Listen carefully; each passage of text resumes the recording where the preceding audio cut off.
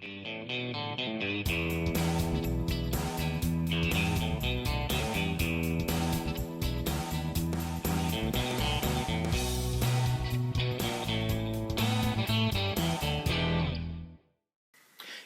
Harry Houdini here from Australia, and I am back with some scale modelling. But it's going to be a little bit different this time because I'm going to show you how I light my models for the photos that I put up online, okay? Now, I've been in television for over 30 years and I've lit products all that time, and we use a lot of special techniques, but there's some simple ways to light your model to make them look good, because often I see some builds online and I know the guys have spent ages on them and there's really good work there, but they've shot that sort of near a window and the bright sunlight's coming in and you can't really see. There's too much contrast and shadow. Alright, or they've tried to light it inside with their modelling lamp, and again, they don't know how light works and their pictures don't come out the best, so they're not really showing off their work.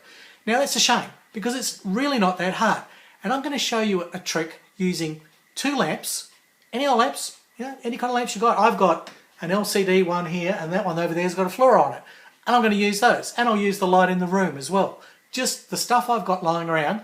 And I'm going to use two kit boxes. Okay, it's just a tank, a little hexa, and these kit boxes have white backgrounds. That's very important. We're looking for something with a white reflective surface. Now you could use a big white card, you could even use a reflector out of your car, the sun shield, although that's a little bit savage. But you need some reflective surfaces, and you need them to have this kind of muted sort of texture, because that's going to give you the best scattered light and give you the best results. So using two kit boxes with white backs and two lamps I've got lying around, I can light a model and make the picture look almost as good as the ones in the magazines. Alright? And I'm going to show you how it's done. It's really easy. Okay? So here we go. Alright, let's start with the most common mistake, or the most common problem people have with lighting, and that is they've got sunlight coming in a window and it's very bright, so it leaves a whole lot of shadows in their model and there's a lot of contrast, so you really can't see the detail. Okay, I've just got two kit boxes here, and all I'm going to do is I'm going to take this first one and I'm going to place it over here, just out of shot, and I'm going to take the other one and I'm going to place it just here, out of shot. Alright? And then what I'm going to do is, you can always set exposure on these things. I'm going to tap somewhere in the middle, not somewhere too dark, and voila! How does that look? Your background looks all nice and white, and if I didn't have a crinkly piece of paper underneath, that'd be a nice solid area. I haven't even had to make a little cave for it like some people do, putting up sheets behind. I'm not even doing that. I'm just shooting straight down. And if your piece of paper is big enough, you can get away with it, and it doesn't even matter if it's crinkly like I've done. And you could crop this afterwards and make it into a very nice photo. So if we turn the model a bit, you might start to see all kinds of details pop out. Okay? Now, just to prove this is not a trick, I'll take out this box, right? And I'll take out this box. And notice now how dark it's got. Okay, let's put it back how it was. It's all backlit dark, even though it's overexposed now. Whereas normally you'd probably auto-expose to like there, and that's the kind of photos we see all the time. Now I'm only exposing this by tapping on my smart device in the picture somewhere in the mid-exposure range. If I tapped right down in the dark, right, you could get that, but notice it's all sort of burnt out and it's horrible. Alright, so you don't really want that. You normally, it would auto-expose to about there, to about the mid-levels. So again, just to show you, here's the box, and I'm putting it just over here, and here's the box, and I'm putting it just over here, and then I'll just expose to the medium light levels. And I've got a better photo already. Now, that's only one light source, and it's a really bright one. Let's try something different. I'll put on another light source. I can take this one out. Let's compensate for that light, and I'll say I'll put my lamp on full hit. Now it's obviously now really overexposed. Okay, so let's again let the camera settle itself down to what it thinks it should be. Alright, so that's probably a bit dark. There we go, medium exposure level. Now that's two light sources. it's actually not a bad photo in some ways. The background's all burnt out to white, which is kind of what you want, and you can see a lot of detail. But we could do better than that, because I can't really see into those track links. So let me adjust and move my light source and lower it. And maybe it would be better to position my model so I can actually see some detail. What do you think of that? See how different that is. Now I've still got this reflector in here, so I can take that out. And what I could do is, I need a little more on the front here. So what I could do is, here's my reflector, I'll just put it here, right? Without, with, and I could just hold it there. And that will just add a little more to the exposure. Alright, let's go another way. Let's say that you're inside and all you've got is a few lights. So I'll just put the lamp on in the room and I'll turn off all of these just to show you what we've got. Okay, so here we are in the room and all I've got is a usual sort of light on that someone's got on. Okay, and we can again tap for an exposure and it will try and expose, but there's just not enough light there to get a good photo. And we see that so often. And notice it's gone yellow as well because the colour balance is all shot to pieces. It doesn't know what it's doing. Alright, it's colour balancing all over the place because you've got yellow light. If you're outside, like a lot of people go outside to shoot their models. Now it's not because it's brighter, although that does help. It's because one, it's blue light, which is really natural, but two, it's bouncing around off everything because it's so strong. It's the reflections back into your model that give you a good photo outside. Unless you're doing it at sunrise and sunset and shooting it with the light, you know, the sun behind it, then you'd have the same shadow problems.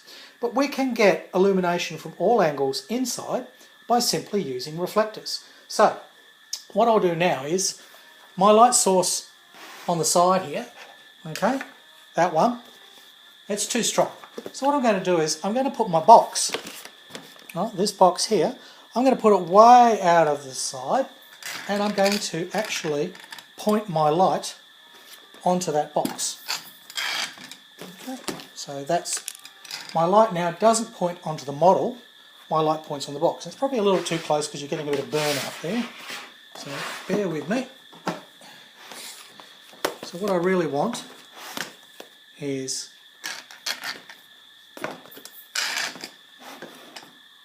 something more like that, possibly. Alright, so what I've got is, I've got a reflector in there. If I take my reflector out, you'll see there's actually a lot of light bouncing around in the room now because I've got that light pointing away. Just to prove the point. Right? There, it's off, it's on. It's not pointing on the model, okay? It's pointing away. And I'll put this in. What I'll do is I'll do some wide shots so you can actually see what I'm doing here. So I'll put the reflector in there. Same on the other side. This lamp luckily has the ability to actually go through 3 levels. So if I go too bright on that lamp, you end up with the same problem again. I'm casting a shadow over here. Okay, so again, I'll use the box. I'm only using 2 model kit boxes here, and they're just ones I picked because I've got nice white backgrounds. So I'm going to use that box to reflect in on my model. Now I'll again want to get pretty close to my model with the box, and I'll just bounce the light off there as much as I can. Alright, so now I've got bounce light on both sides, and now if I expose on the model, right, the detail starts to pop. Now this one might be a little bit too close because that's burning a bit. And my lamps are very, very close to my boxes. So my lamps are my boxes, and I'll do this in wide shot so you can see what I'm doing. So again, and probably what you want is more, you've got to fiddle a little bit to get the angles. See, look, here's rotating that. See the different effects you get?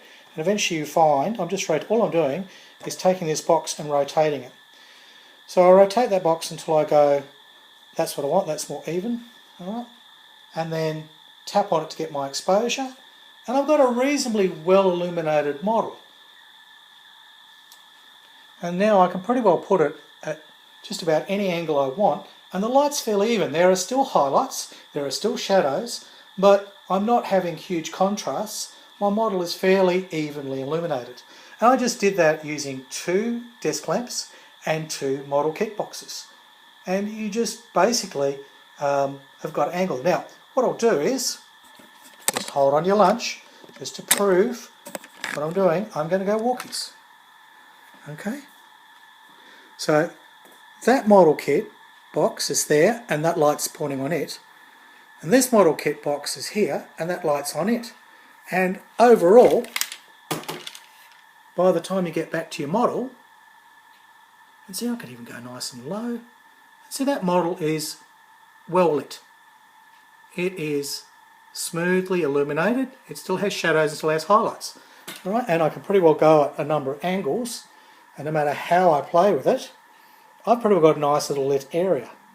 Now I do have the light on at the top. Okay, so I have my room lamp on, which is just creating a bit of reflection above.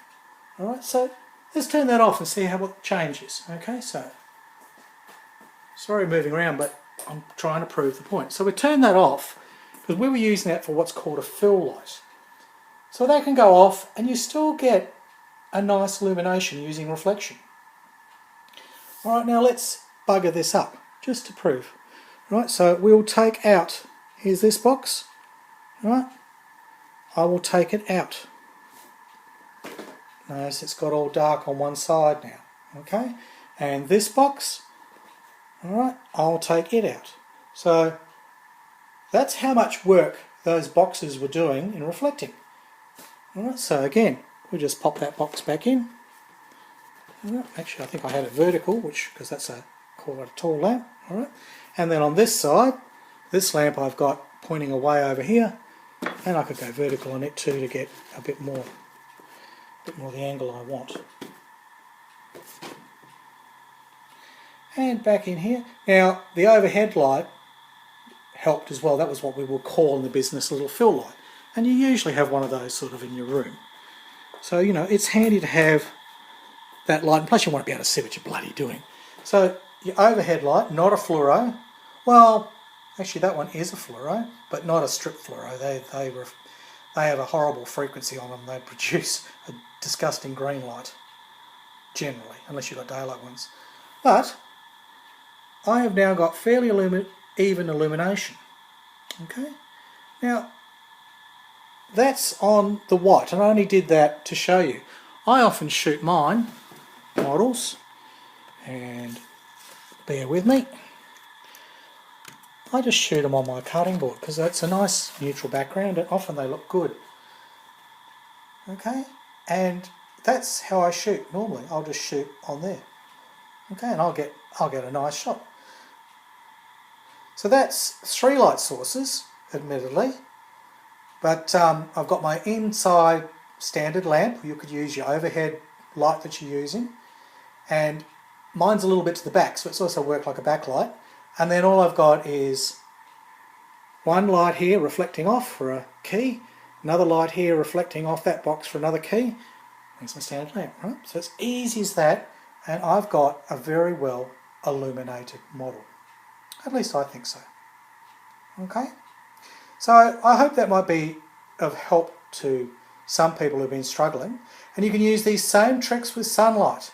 If you've got sunlight streaming in the window, right, and it's all bright on one side of your model, get a model kit box with a white back and position it on the opposite side of your model and just fiddle around with the angle, and you'll eventually see that it fills all the shadows. And then using your camera, just tap on the midpoint, get the exposure so that it's fairly even, and you'll be surprised how much better your models look.